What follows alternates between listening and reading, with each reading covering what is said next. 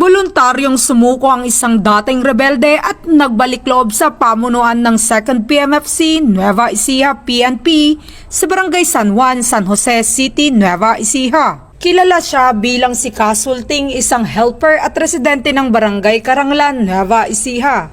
Ang naturang pagbabalik loob sa ilalim ng pamumuno ni Police Lieutenant Colonel Warly C. Bitog, Force Commander ng 2nd Provincial Mobile Force Company ng Nueva Ecija Police Provincial Office. Ayon sa inilabas na ulat ng mga otoridad, isinuko nito ang isang homemade .22 caliber firearm, 5 bala at isang magazine na kung saan kasalukuyang nasa pangangalaga ng 2nd PMFC Nueva Ecija PNP. Bilang katapatan ni Kasulting, lumagda at nanumpa ito ng oath of allegiance to the government, na kung saan napagtagumpayan nito ang pagtalikod sa mga makakaliwang grupo. Kasabay nito ay nagbigay ng munting tulong ang mga kapulisan na kung saan kaugnay sa Enhanced Comprehensive Local Integration Program o ECLIP na programa ng ating pamahalaan. Patunay lamang na naging epektibo ang pagsisikap ng 2nd PMFC Nueva Ecija PNP sa kanilang pagpapaigting laban sa insurhensya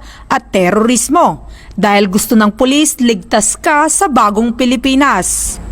Mula dito sa City of San Fernando, Pampanga, ang inyong PNN correspondent, Police Corporal Giselle V. Rivera, alagad ng batas, tagataguyod ng Balitang Pulis.